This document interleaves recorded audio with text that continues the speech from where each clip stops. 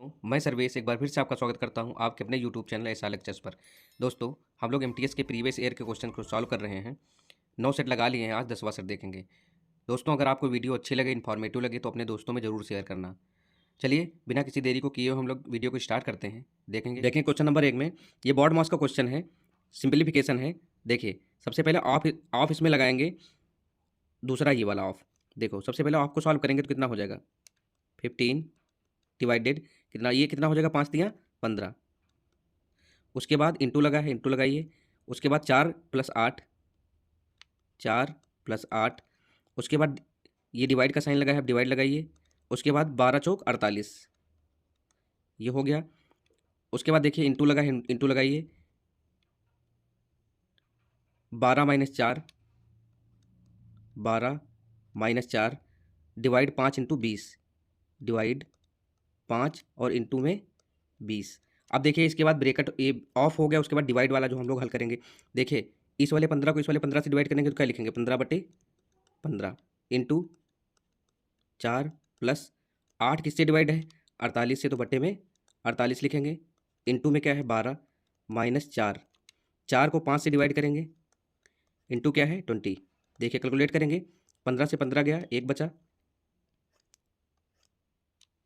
उसके बाद 8 × 1 = 8, 8 × 6 = 48, 6 आया, 6 × 1 = 6, 6 दूनी 12। देखिए यहाँ पे क्या हो गया 4 × 1 = 4 और यहाँ पे क्या आ रहा है 2, 4 2 6, ये बीच में प्लस लगा है 4 प्लस ये वाला यहाँ क्या बचा 2।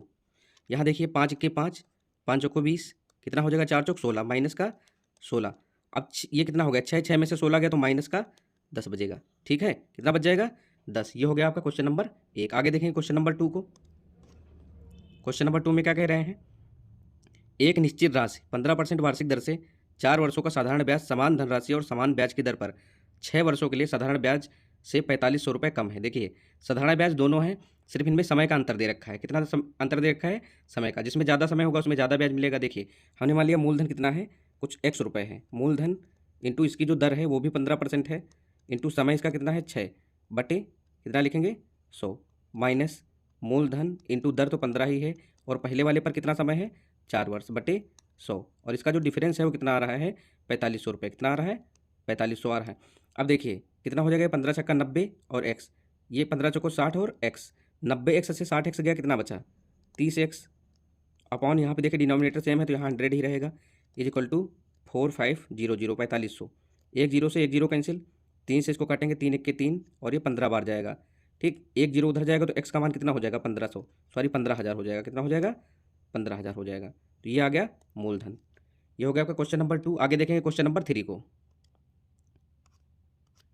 क्वेश्चन नंबर 3 में क्या कह रहा है, समान धारिता यानी क्षमता वाले दो पात्र दूध और पानी के मिश्रण से भरे हुए हैं।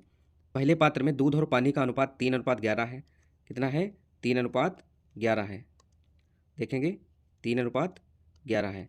फिर कह रहा है दूसरे पात्र में 9:11 है, 9:11 है।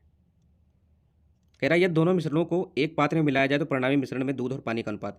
देखिए पहले इनकी हम क्वांटिटी बराबर करेंगे। ये कितना है 11 3 14 है और ये कितना है 20 है। ठीक, तो इसमें हम कितने से मल्टीप्लाई करा लें कि आपस में बराबर हो जाए। तो ऊपर अगर हम 10 से मल्टीप्लाई करा दें, नीचे हम 7 से मल्टीप्लाई कराएं तो बराबर हो जाएगी क्वांटिटी। तो ऊपर कितना हो जाएगा 10 तियाँ 30 और ये कितना हो जाएगा 110, नीचे 7 9 63 हो जाएगा और 7 का 11 में गुणा कराएंगे 77। अब दोनों को एक में मिलाएंगे फिर जोड़ेंगे। देखो 110 और 77 को जब हम ऐड करेंगे तो कितना आ जाएगा 187, और 63 और 30 को जब हम जोड़ेंगे तो कितना आ जाएगा 93 आ जाएगा। ये आपका रेशियो निकल आएगा। ये हो गया आपका क्वेश्चन नंबर 3। आपको वीडियो अच्छी लग रही हो तो लाइक करिए और दोस्तों में शेयर जरूर कर दीजिए।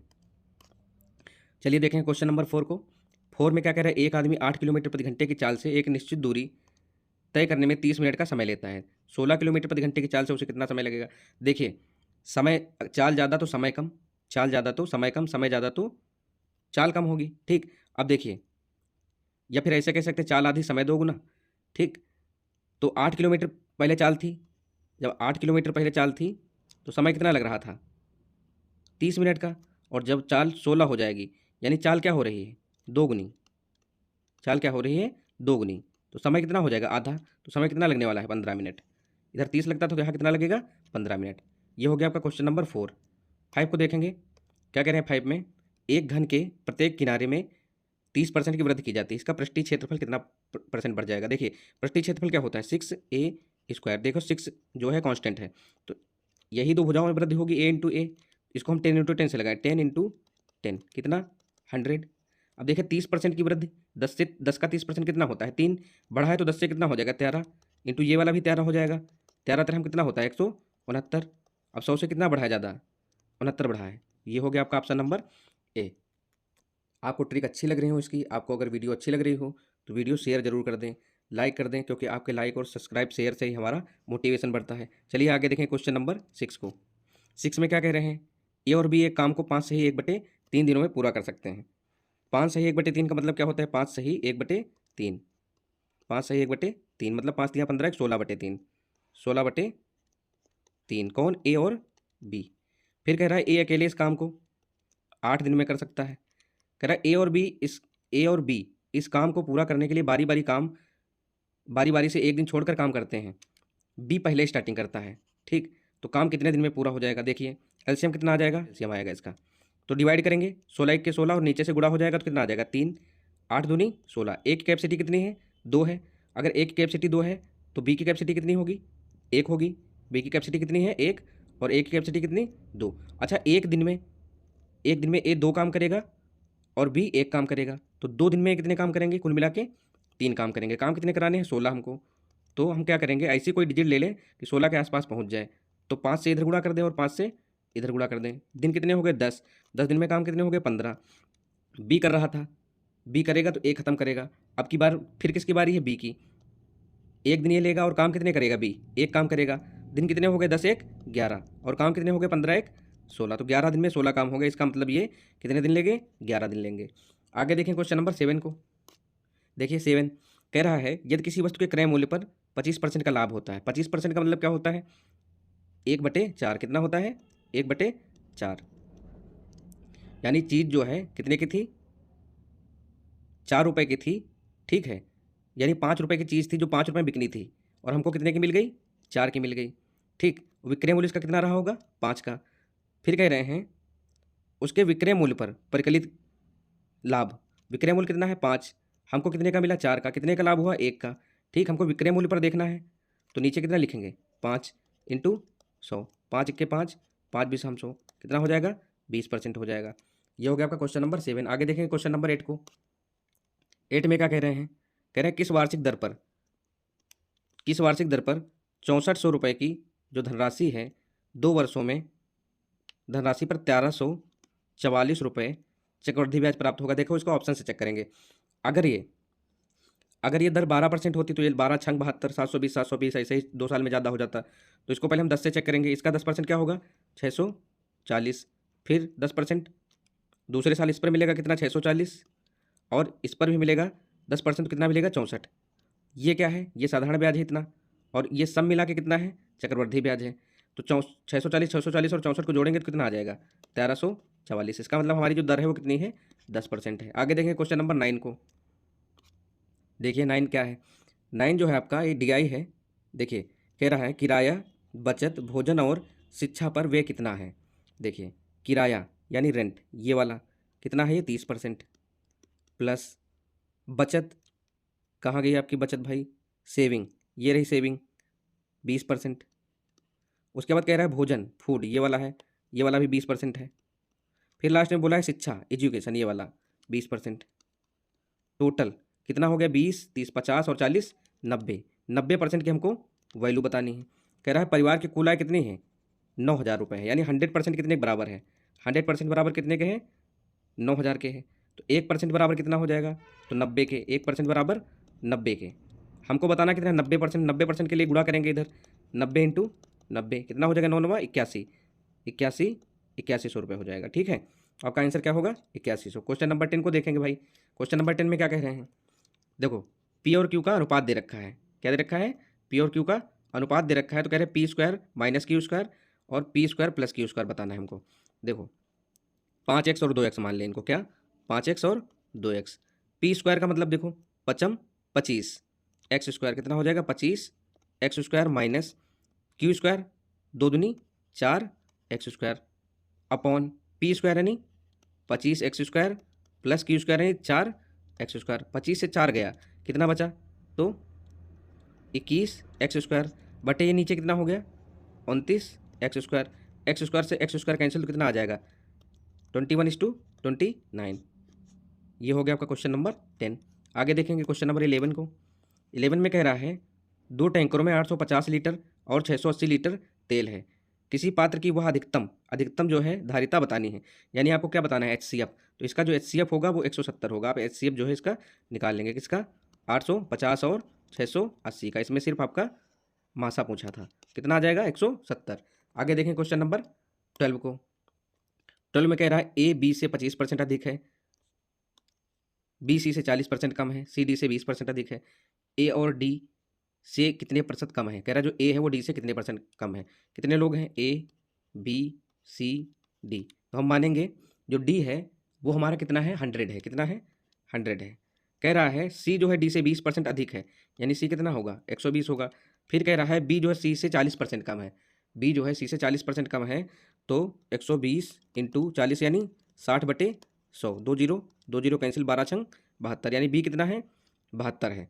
अब कह रहा है जो A है वो B से 25% अधिक है, B कितना आया? 72 का 125/100 करेंगे, कैलकुलेट करेंगे इसको तो 90 आ जाएगा। कितना आ जाएगा? 90। तो क्वेश्चन में क्या पूछा है? A जो है D से कितने परसेंट कम है? D 100 है, A 90 है, तो कितना कम है? तो 10% कम है। ये हो गया आपका क्वेश्चन नंबर 12। आगे देखेंगे 13 को। क्या कह रहे हैं भाई 13 में? कह रहे हैं 6 सेंटीमीटर, 8 सेंटीमीटर और 10 सेंटीमीटर की त्रिज्याओं वाले धातु के गोले को पिघलाकर एक ठोस गोला बनाया जाता है। परिणामी गोले की त्रिज्या बतानी है। देखो, जो बड़ा गोला होगा, गोले का आयतन क्या होता है? 4/3 पाई आर क्यूब। वो सबसे मिला के बनेगा। देखो 4/3 और पाई सब में कॉमन होगा, इधर क्या होगा? R1 cube plus R2 cube plus R3 cube. ठीक, ये हो जाएगा। देखो 4/3 कैंसिल हो जाएंगे। R क्यूब बराबर कितना हो जाएगा? R1 यानी 6 का क्यूब प्लस 8 का क्यूब प्लस 10 का क्यूब।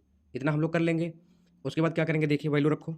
R क्यूब बराबर ये कितना हो जाएगा? 216, और दूसरा हो जाएगा 512, और ये हो जाएगा 1000। कितना हो जाएगा? 1000। सबको जोड़ेंगे कितना आएगा? 1728। R क्यूब बराबर कितना? 1728।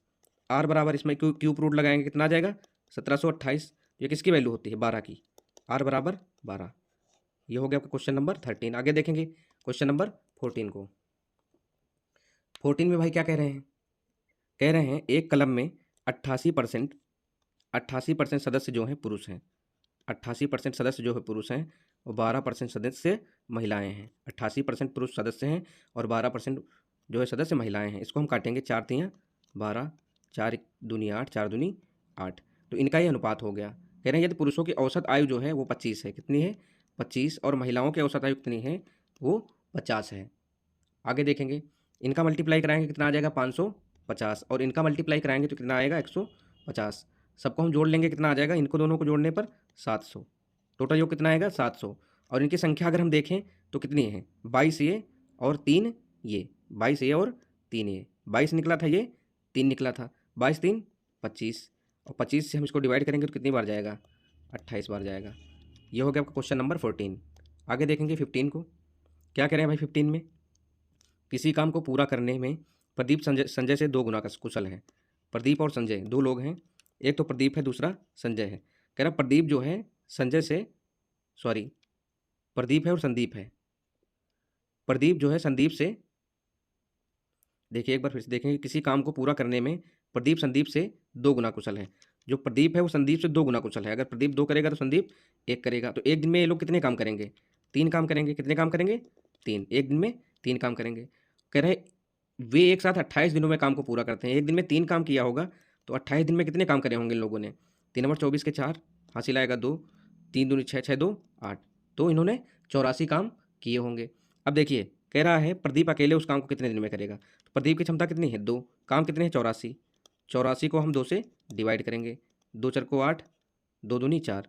तो कितने दिन में करेगा? तो 42 दिन में करेगा। ये हो गया आपका क्वेश्चन नंबर 15। आगे देखेंगे क्वेश्चन नंबर 16 है 10 वस्तुओं का विक्रय, यानी 10 SP। 10 वस्तुओं का विक्रय मूल्य 13 वस्तुओं के क्रय मूल्य यानी कॉस्ट प्राइस सीपी के बराबर है लाभ प्रतिशत। देखो इसका हम लोग जो कंपेरिजन करते हैं वो कुछ ऐसे करते हैं, एसपी कितना 13, सीपी कितना 10, यानी खरीदा कितने का है 10 का, कितने का खरीदा है 10 का, सीपी कितना है 10 और एसपी कितना है तो 13।